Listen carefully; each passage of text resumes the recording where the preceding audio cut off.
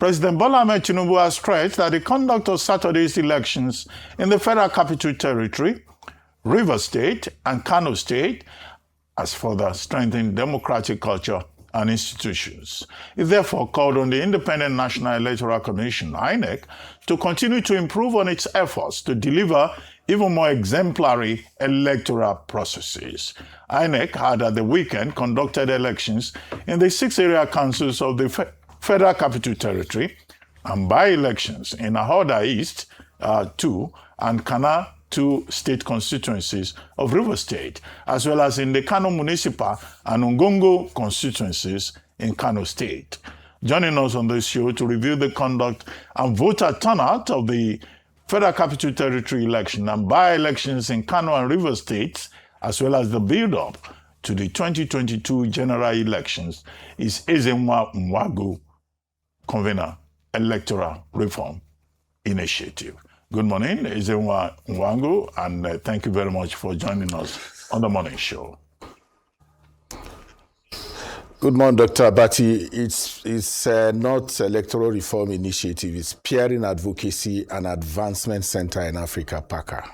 Okay, well, the four came from the producer. We stand corrected. Thank you very much indeed. Now, very quickly, big moment, big test, both for INEC and for the Electoral Act 2026, this last Saturday, February 21. The president, the chairman of the APC governors have all been celebrating, saying that this shows how strong the APC is at the grassroots level. And the president says, well, this shows that democracy is working. The PDP is inconsolable. The ADC has remained quiet. For how much longer remains to be seen. But independent observers also have their own views. What do you see about that process? What lessons can we learn? And what will be the projections for 2027 general elections in terms of voter turnout, in terms of the performance of INEC, and all other associated issues? Thanks, Dr. Abati. I think it's important for us to stay on the process. The chest thumping of the winners is characteristics of how our politicians respond to victory. But for the process, observers across board have agreed that the elections went on peacefully in the 6 area councils. There are skirmishes, of course, but in terms of scale, they pale into insignificance as to what we really know about what. So it was a peaceful conduct in the FCT. For the turnout, as we know, Abuja is a bit complex because the most of the area councils that are cosmopolitan, people only come to work and then go back to the suburbs. And what that means is that quite a lot of people who work in the city center may have also registered in the city center and could not come out from their satellite towns to come and vote due to the restriction that was placed on election day. That could be a reason. But generally speaking, we've continued to see low voter turnout, and that should be of concern. And citizens must understand that if we don't take our civic responsibility serious, if we do not vote, in some way we have voted, and we voted for what we don't want. We can continue to lament about how votes don't count and all of that. But anytime you see vote buying, anytime you see that politicians are interested in purchasing votes, it puts value on the vote. And for the FCT particularly, if you have an opposition senator in the Senate, that tells you that your votes counted the last time. So I'm more interested in looking at perhaps how we can begin to inspire much more confidence in our voters to take civic responsibility more seriously and not bemoan the economic challenges that we face and the rest of it. For those of us who invested so much in getting to where we are now, we do know that the alternative is more problematic. That is, we have to work this democracy, and the only way we work it is to continue to engage and participate, continue to push. We know that sometimes the leadership has not lived up to par. They may have been completely irresponsible in delivering democracy to what the people want. But it's our responsibility to keep working at it, getting it better, and participating. For the INEC, the logistics challenges were rife in terms of how their officials, in many places on camera, we saw officials placing electoral materials on the floor. And the people who had responsibility to provide tables and chairs for those officials, many of them derelicted in their duty. And some of the officials that were also sent to conduct the elections did not show up in some of the places that they were supposed to. And that created some kind of crisis. And then poor communication from the Independent National Electoral Commission in terms of what is legitimately correct to do in terms of splitting polling units. So that was not the challenge. But the challenge was that voters were informed late, and many of them are already in the polling units where they are voting before the SMS that we are supposed to tell them where they are going to be voting. I think we can do better than that next time. Voters should have at least 48 hours notice if you are going to be splitting the polling units. And then people need also to be patient in terms of taking the time. If you are supposed to vote somewhere and that place is congested and INEC says you can't vote there, we've made a better arrangement, we can take the patience to find out that there are people who did that and got to vote. But sometimes, as we know, election time is testy and a lot of impatience comes around it because of the nature of our elections. But generally speaking, I think that INEC did at least 80% better than. We cannot compare any election to another. Every election comes with its own dynamics. So many times people say, is this a litmus test for 2027? We are going to Osun very soon. We will go to Ekiti. But what you find out is that when we do that, we compare oranges and mangoes. Every election comes with its own dynamics. The challenges are different. The topography is different. And the nature of the politics itself and the quality of the politics is also a bit different. All right, yes, I understand where you're coming from, that every election is different, but there are some similarities that exist. There's some fundamentals. For instance, INEC's efficiency and its preparedness to eliminate delays in elections, collations, ensuring that collation happens at what level, security, those things are things that we can learn. And I think that, from the election over the weekend, unfortunately, some of those things were not solid.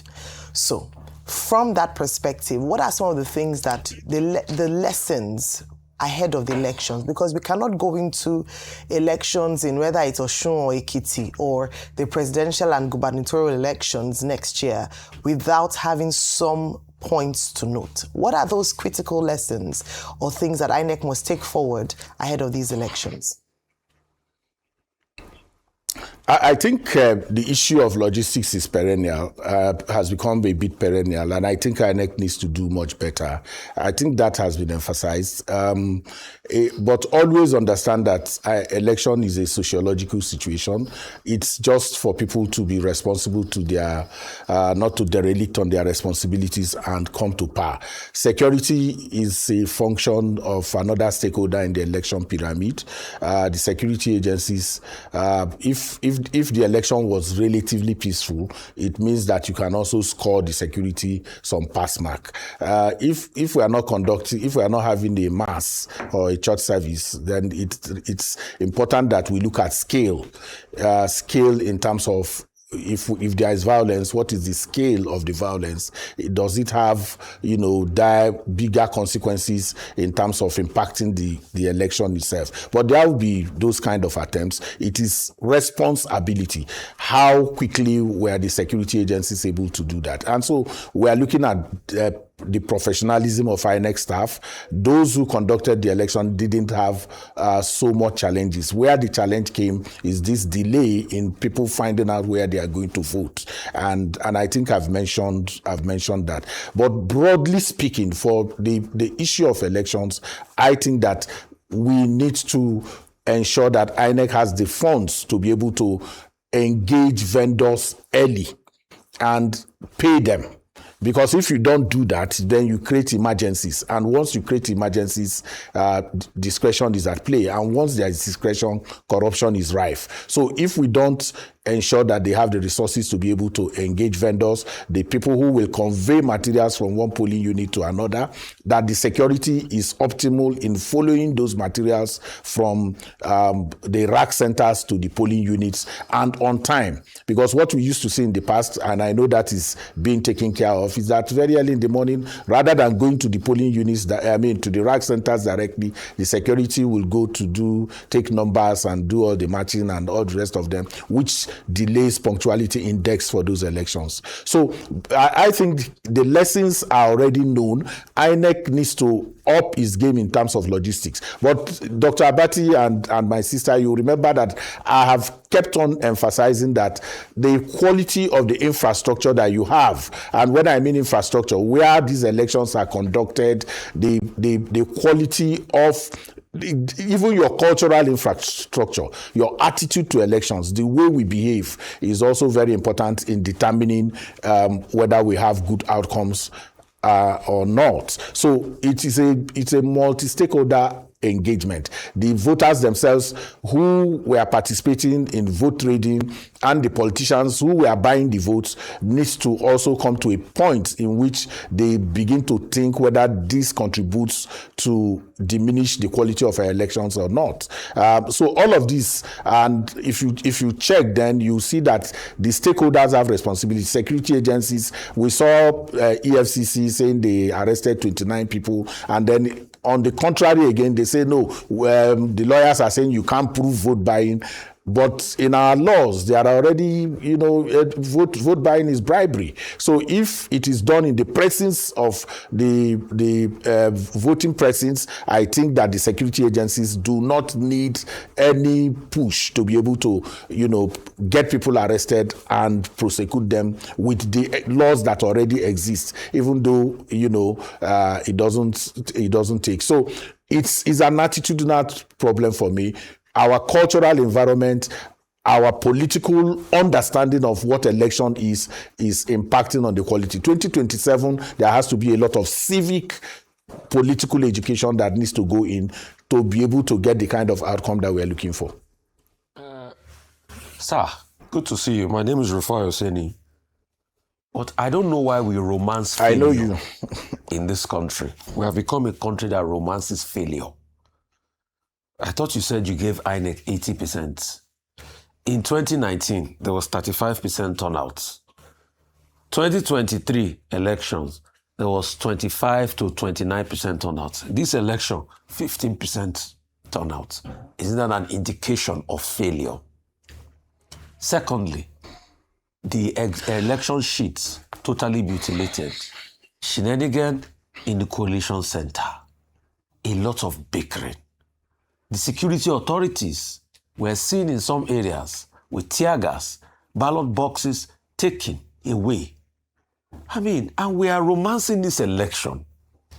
The election, the people have already shown you that they've checked out because they don't trust the process. One will have thought that this election, with the very high level of campaigning that went on, this is one of the most campaigned for area council election in living history. Area council election does not get this type of television awareness, but it got all the big honchos of all the political parties came to campaign, and people didn't see come out. And you are saying INEC has done anything. It's not a shame on us. It shows that people have checked out and they've forgotten the process because the process is shambolic. So what 80% are we giving INEC? They failed in this election, no? Okay, I don't completely agree with you, and the reason I don't is because participation is not just in voting. You have to also understand that election is a process. It's not an event. So where did you come from to get to the voting day? The first thing is that 95% of voters collected their PVCs. So if 95% of voters collected their PVCs, that is participation. That's an indication that they are interested. Now, if you lose interest in the process, if you've lost interest in the process, it is not just the government in power that is campaigning. The opposition is also campaigning.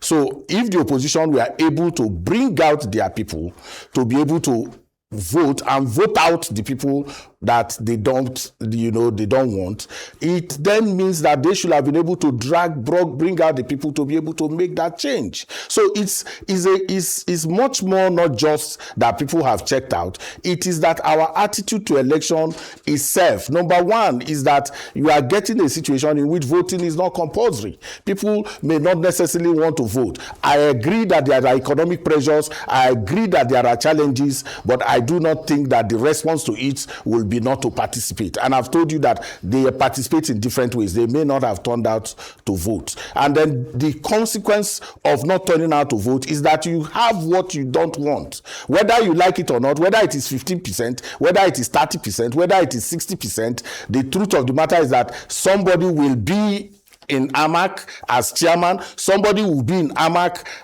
in Kuje, somebody will be in Gwagwalada. Now, before this test case election under electoral 2026, there was this talk about voting during Ramadan. These particular elections in Kano, Rivers, and Abuja took place in the season of Ramadan. Now, in Kano, the ADC chairman said, well, the reason they didn't take part was because they were afraid of violence and it was Ramadan season. So that was why, they didn't bother at all. The Kwankwansiya said the two candidates, Ngongo and Kano Central, they were children of the deceased former members who were anointed by Dr. Kwankwanso. Now, from what has happened, INEC being praised that there was no violence. Do you think that's because of the Ramadan season, that everybody fasting just decided to be very calm in the spirit of the season?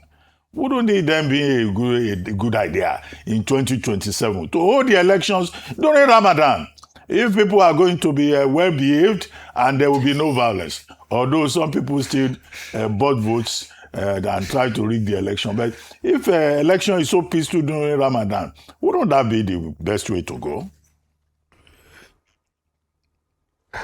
Well, Dr. Abati, you also know that during the Ramadan, there were attacks in some other states during the Ramadan where people were also, killed. So we can't make that conclusion that it has to do with... People can hoist whatever regime of excuses they want. There are those who participated. Those who participated were also fasting. They were also observing the Ramadan. And those who participated within the environment of a purported siege mentality that is created around violence. So those are a regime of excuses that people hoist for not wanting to do what they should do. But you know that religion is a very sensitive issue. But also remember that even in other elections, studies have shown that the guns go silent during elections. If you notice in 2023, for all the party conventions that happened and all that, there were no kidnappings from people who traveled from various parts of the country to come and attend those conventions. They came peacefully and left peacefully. So, and in the places that are very,